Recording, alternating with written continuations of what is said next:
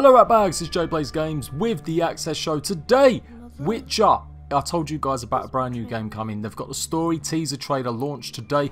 Also, we've got big news, Fortnite Season 6. Yes, I don't normally cover Fortnite, or I haven't done it in a while. But you know what? We're going to be talking about something very important today. Jiggly boobs. That's right. Fortnite is in trouble. We're also going to be taking a look at Sea of Thieves. The brand new Forsaken Shores DLC is out today too. Also, we're going to be taking a quick look at Deliver Us the Moon, a brand new survival, well, maybe not survival, a more puzzly exploration game. This is made by a very small independent team. It's been around for quite a while, got kickstarted 2 years ago, but it's going to be available on Steam tomorrow. So you can go and download it for yourself, you can go give it a try. It looks like it's got some really unique features. I really like the idea. It's a real proper story, running through space, obviously trying to get to the moon, discover and try and work out what is going on. So I'll be covering this if I can get hold of a key. I definitely want to take a look at it, and it is also going to be coming to console in the future. They do have plans to bring it to Xbox. No idea on PS4, and I don't really have a release date yet of Xbox, but it was teased a good while ago as being part of Xbox ID lineup program. So Deliver Us the Moon looks pretty outstanding, I must say. All that to come. It's the Access Show. Let's go.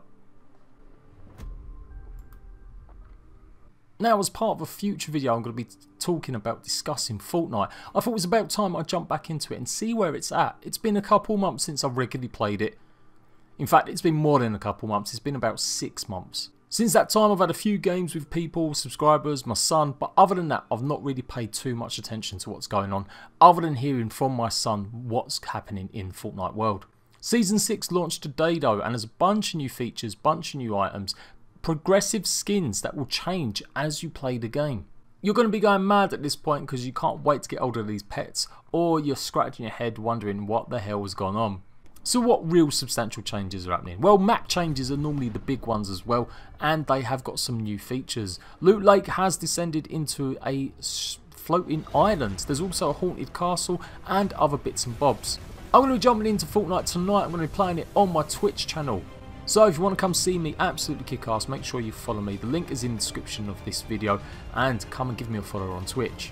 So yeah, Fortnite Season 6, I'm doing some research. Let's go and play it together. Watch me absolutely boss things, and I'll be able to give more details on why I'm researching it in the future. Now, there is a problem with the Xbox version. Apparently there's some crashes and they're still investigating them. So hopefully they'll resolve most of it by the time you see this video. So if you're wondering what's going on, there you go. Hopefully it's going to be fixed soon. But let's talk about what you really came here for. Boobs! Fortnite has made a bit of an error. This jiggly animation is in the game.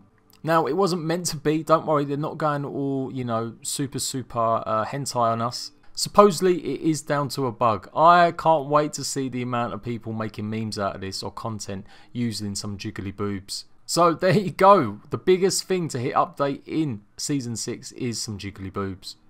So after a week's delay, the third content from Sea of Thieves Forsaken Shores is now available. It brings the brand new active volcanoes and boiling water. You're going to need the rowboats to get across to the land because the water is boiling. You won't simply be able to just jump in. There's going to be a month-long campaign as the first crew ever to make it to the Devil's Roar. In week 3 there's going to be new cargo run quests, including some cargo that is actually a challenge where you're not allowed to get it wet or you can't break it. There's more Build Rat titles and accommodations returning, as well as obviously more cosmetics for the pirates and the ships. And of course, alongside the volcanoes, we are also going to be experiencing earthquakes and geysers, so you've got to be careful when running around the Devil's Roar. So the Devil's Roar area is going to be to the east of the map. Let me know what you find when you go exploring. I'm not going to lie, I'm pretty interested in playing this. I might even give it a go tonight. And lastly, they have added C posts, which give you the chance to go and get discounted items over a certain amount of time. There's a bunch of improvements and fixes to the game, as you would expect as well, and it's around 5 GB on the Xbox. The developers have been speaking to some game journalists after the last 6 months, explaining where they went wrong and what they did good with development over that time. They seem pretty happy where things are just about now, but in the future they do hint and tease that they're going to be making things a little bit more structured for some people.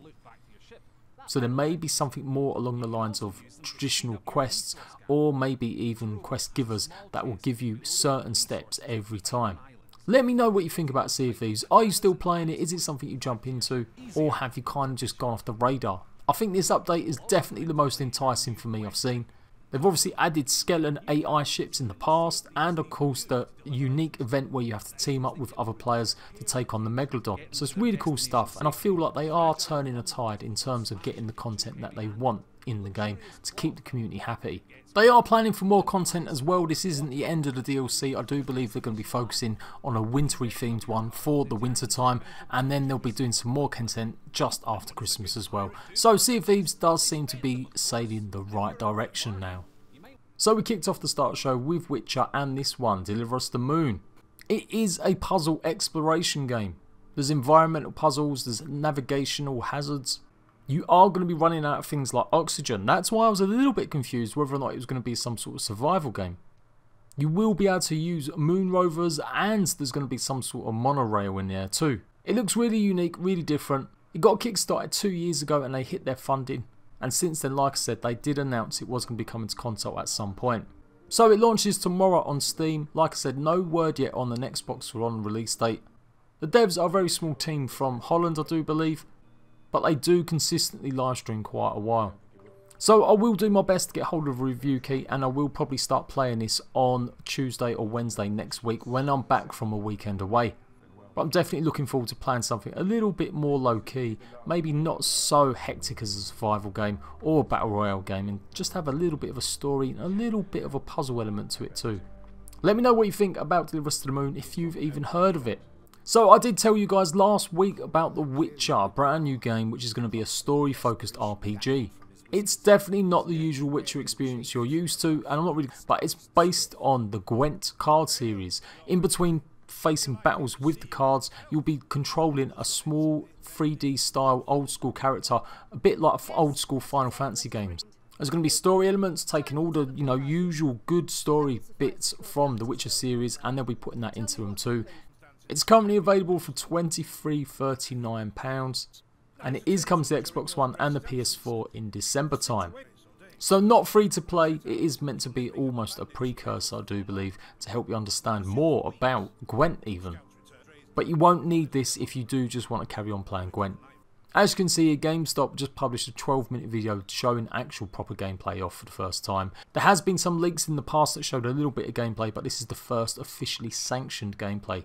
So you can get what I mean with the old school vibe, running into things, exploring. It's going to be definitely something not for everyone, but again, I'm pretty interested in this.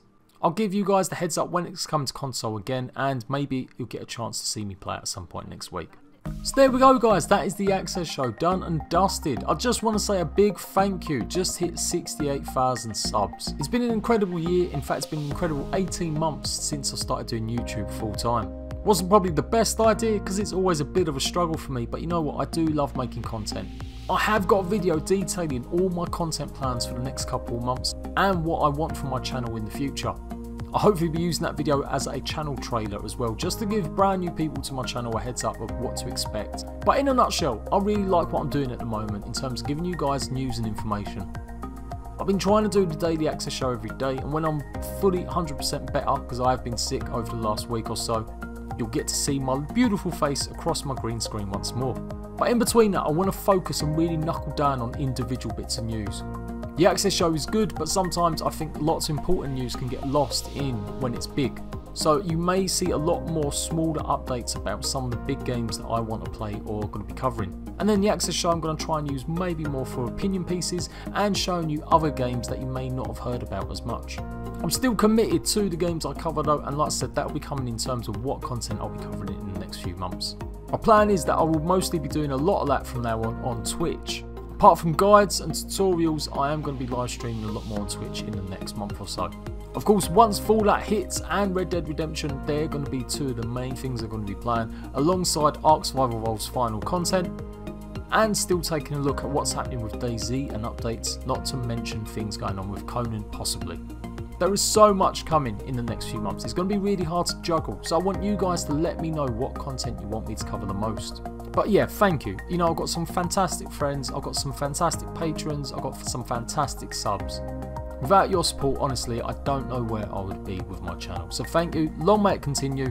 Let's try and push for 75,000 subs by the end of the year. That would be an incredible achievement because we've not been growing that quick, but I reckon we're going to get really busy in the next few months, and I believe that we can do it. 75,000 subs by the end of the year. So until then, rat bags, thank you, and I'll see you for another Access show. I'm away for the weekend, I've got loads of content coming up, so if you need anything, come talk to me in Discord where I'll still be chatting. Until then, laters!